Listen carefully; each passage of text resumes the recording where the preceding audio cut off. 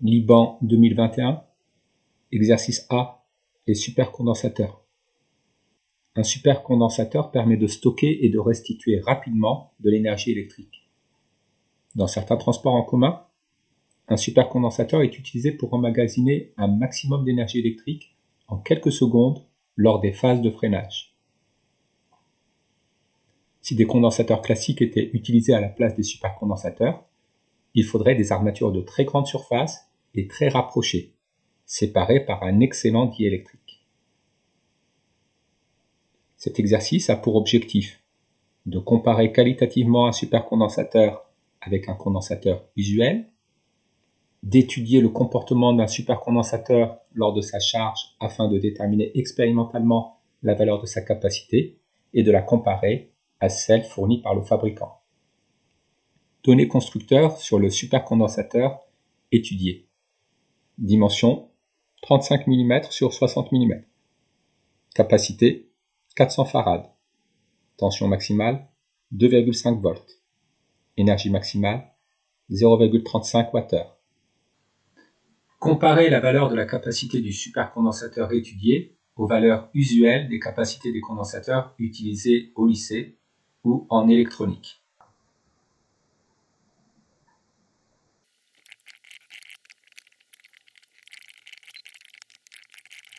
L'ordre de grandeur de la capacité maximale des condensateurs utilisés au lycée est de 1 millifarad, soit 10 puissance moins 3 farad.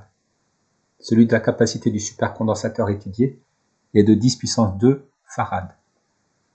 Ainsi, le rapport des ordres de grandeur est 10 puissance 2 sur 10 puissance moins 3, c'est-à-dire 10 puissance 5. La capacité d'un supercondensateur est au moins 100 000 fois plus élevée que celle d'un condensateur usuel. La valeur de la capacité C d'un condensateur plan peut être déterminée à l'aide de la relation C est égal à epsilon multiplié par S divisé par D, où S est la surface en regard des deux armatures, D est l'écartement entre les deux armatures, epsilon est une constante caractéristique du matériau isolant placé entre les deux armatures. Justifiez qualitativement les parties en italique et soulignez du texte de présentation des supercondensateurs.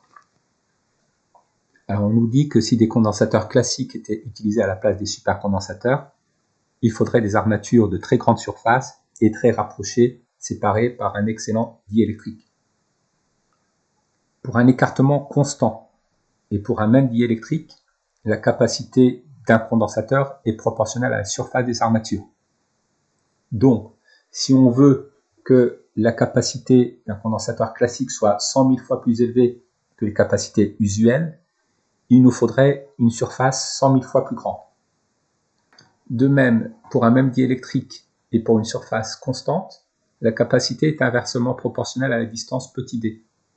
Donc, pour avoir une capacité 100 000 fois plus grande avec les condensateurs usuels, il nous faudrait un écartement entre les deux armatures 100 000 fois plus petit. Donc, des armatures très rapprochées.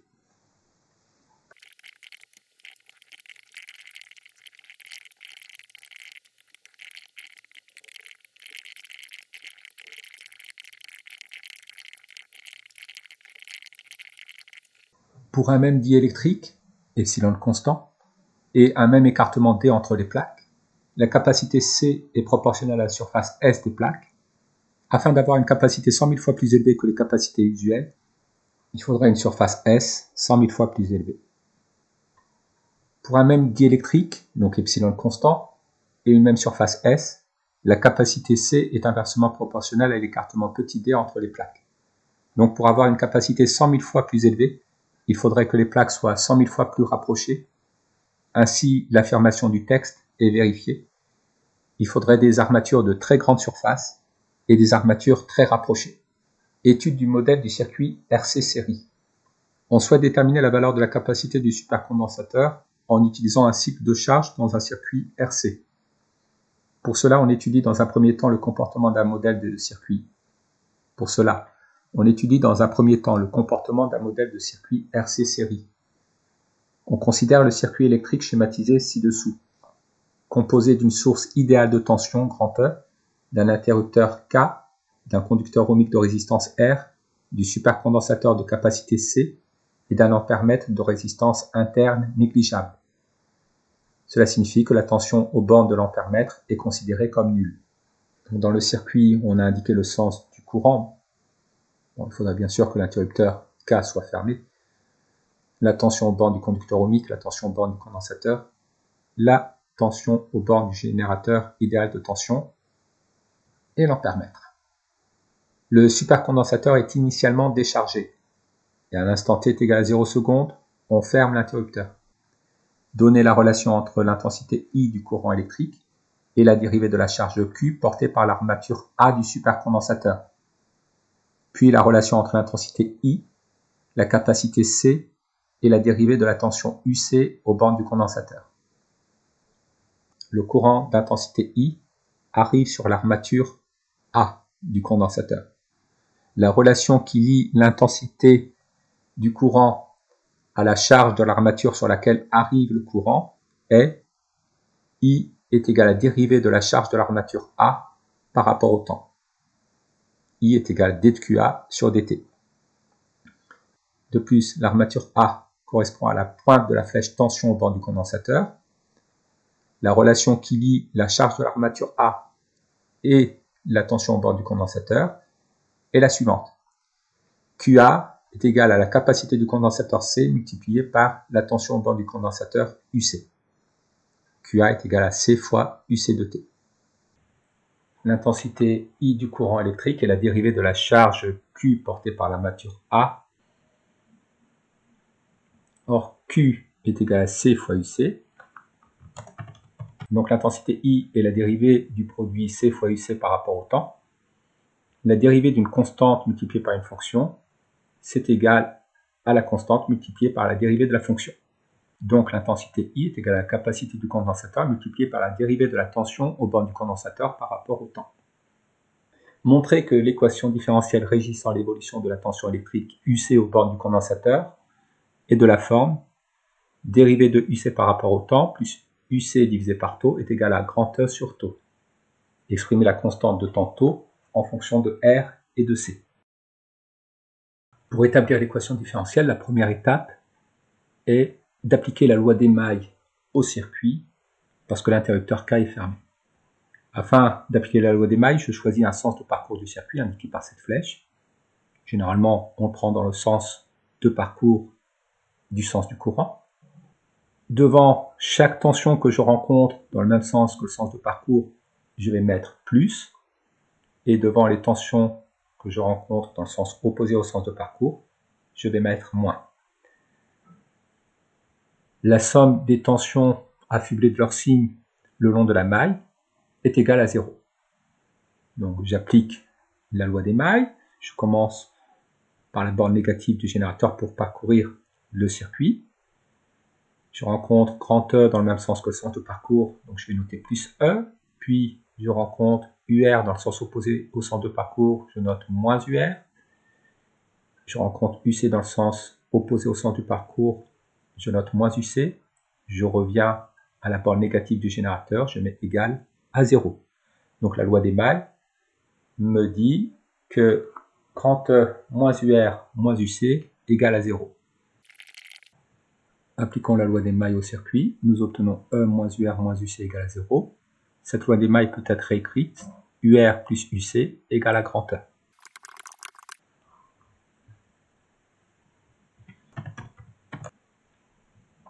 Or, d'après la loi d'Ohm, la tension aux bornes du conducteur ohmique est égale à la résistance multipliée par l'intensité.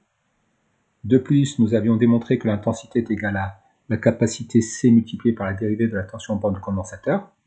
On peut donc écrire UR égale à RC multiplié par la dérivée de la tension aux bornes du condensateur au cours du temps. Nous allons remplacer UR par RC multiplié par la dérivée de UC par rapport au temps dans la loi des mailles. Nous allons diviser chaque membre par le produit RC. Nous allons noter taux égale à R fois C.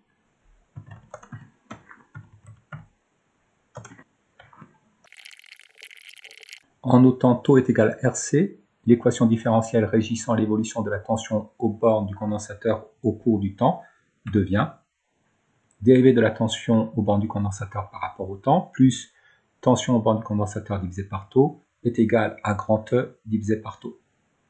Vérifiez que les solutions de cette équation différentielle sont de la forme UC à l'instant t est égal à A multiplié par exponentielle moins t sur taux plus grand E. Déterminez l'expression de A pour la situation étudiée.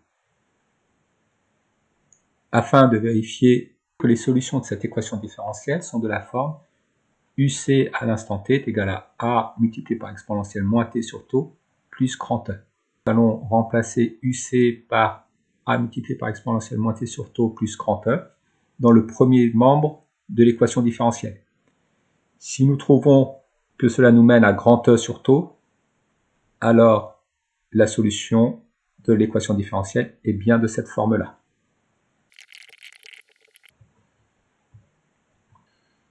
Remplaçons dans le premier membre de l'équation différentielle UC par l'expression A multiplié par exponentielle moins t sur taux plus grand E. Alors D2 UC par rapport au temps plus UC divisé par taux s'écrit de la façon suivante lorsqu'on remplace UC par son expression. La dérivée d'une somme, c'est égal à la somme des dérivées. Donc la dérivée de A multiplié par exponentielle moins t sur taux plus E, c'est la dérivée de A multiplié par exponentielle moins t sur taux plus la dérivée de E. Grand E est une constante. La dérivée d'une constante par rapport au temps est nulle. Donc la dérivée de grand E par rapport au temps est égale à 0. La dérivée d'une fonction multipliée par une constante, c'est égal à la constante multipliée par la dérivée de la fonction. Donc la dérivée de A multipliée par exponentielle moins t sur taux, c'est égal à grand A multiplié par la dérivée d'exponentielle moins t sur taux. La dérivée de l'exponentielle d'une fonction, c'est la dérivée de la fonction multipliée par l'exponentielle de cette fonction. Donc la dérivée d'exponentielle moins t sur taux, ce sera la dérivée de moins t sur taux multipliée par exponentielle moins t sur taux. Moins 1 sur taux est une constante. Donc la dérivée de moins t sur taux par rapport au temps, c'est égal à moins 1 sur taux. Alors A multiplié par moins 1 sur taux, nous pouvons le réécrire moins A sur taux. Réécrivons la fraction de droite en une somme de fractions. A exponentielle moins t sur taux plus grand E, le tout divisé par taux, s'écrit A exponentielle moins t sur taux divisé par taux, plus grand E divisé par taux. Les deux premiers termes, moins A sur taux multiplié par exponentielle moins t sur taux et A sur taux multiplié par exponentielle moins t sur taux sont opposés. Donc leur somme est nulle.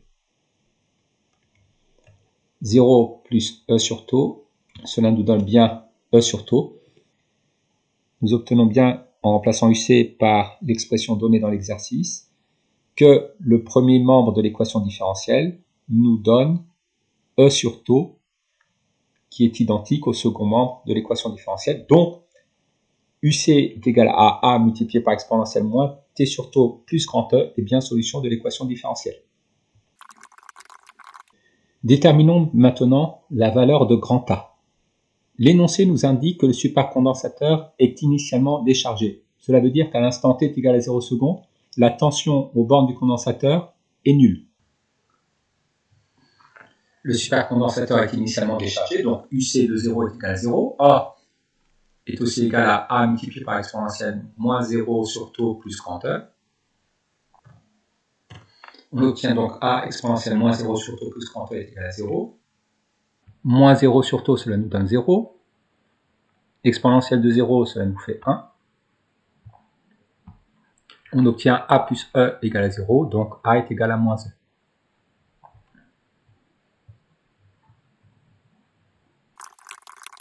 La solution de l'équation différentielle est UC est égal à A exponentielle moins T sur taux plus grand E, qu'on peut réécrire moins E multiplié par exponentielle moins T sur taux plus grand E, factorisons par grand E.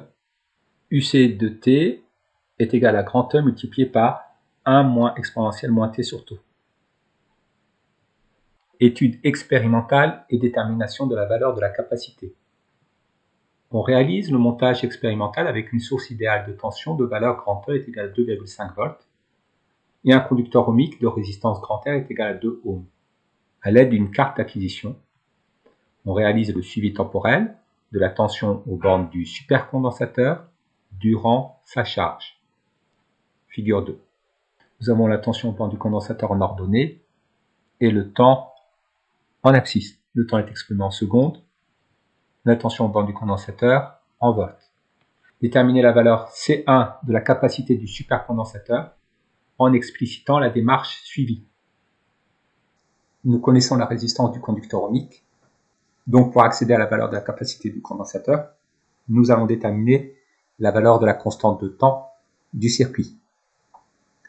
La constante de temps du circuit est le produit de la résistance par la capacité du condensateur. Deux méthodes s'offrent à nous. La première méthode consiste à déterminer l'abscisse du point d'intersection de la tangente à l'origine à la courbe UC en fonction du temps et de l'asymptote Y est égal à 2,5 volts. La deuxième méthode est de lire la durée au bout de laquelle la tension aux bornes du condensateur atteint 63% de sa valeur maximale, 63% de 2,5 volts.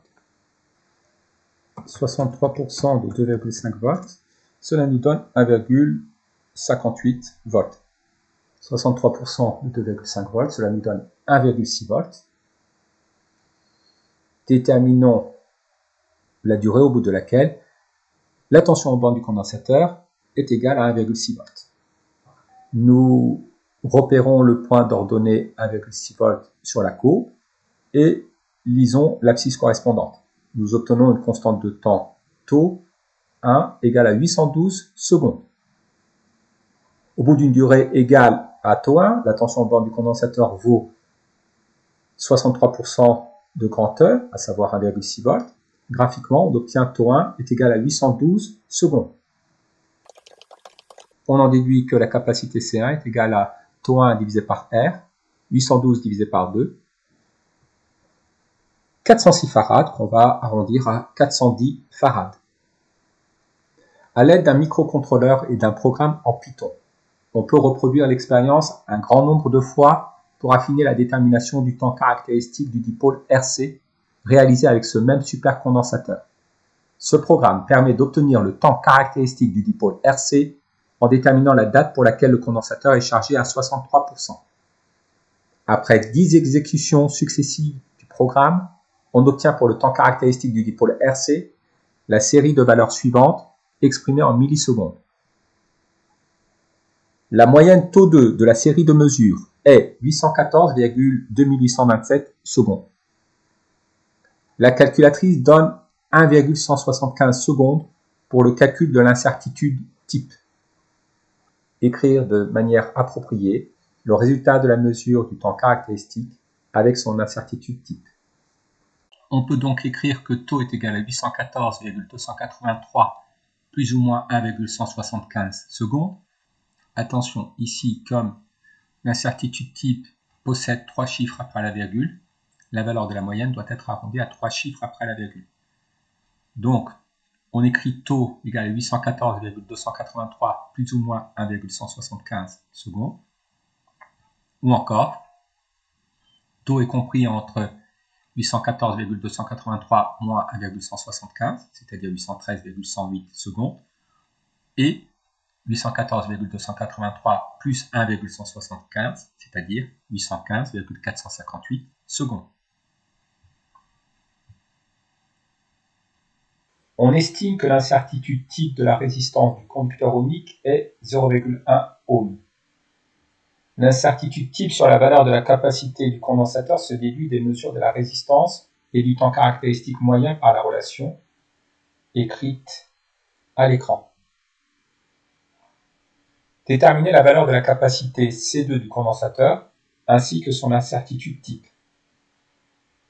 Pour calculer la capacité C2 du supercondensateur, nous allons utiliser la constante de temps tau 2. Comme tau 2 moyen est égal au produit de la résistance par la capacité C2, nous en déduisons que C2 est égal à la constante de temps divisée par la résistance. C2 vaut 407 farads. Afin de calculer l'incertitude type, nous allons utiliser la relation qui nous est fournie en remplaçant C2 par 407,14135, l'incertitude de la résistance 0,1 ohm, l'incertitude du temps caractéristique 1,175 secondes, R égale à 2 ohms, et nous allons indiquer la moyenne de la constante de temps τ2. Après calcul, nous obtenons que l'incertitude sur la capacité C2 est de 20 farads. La capacité C2 du supercondensateur s'écrit donc 407 plus ou moins 20 farads. Comparez la valeur de la capacité C2 mesurée expérimentalement avec la valeur de référence donnée par le constructeur en utilisant le quotient, valeur absolue de la différence C2 moins C de référence, divisé par l'incertitude sur la capacité C2. La valeur de la capacité C2 mesurée expérimentalement est de 407 farads. La valeur donnée par le constructeur est de 400 farads. L'incertitude type sur la valeur de C2 est de 20 farads. Nous obtenons un écart normalisé de 0,35. 0,35 est inférieur à 2. Nous pouvons en déduire que l'erreur de justesse n'est pas significative. L'indication du fabricant est donc correcte.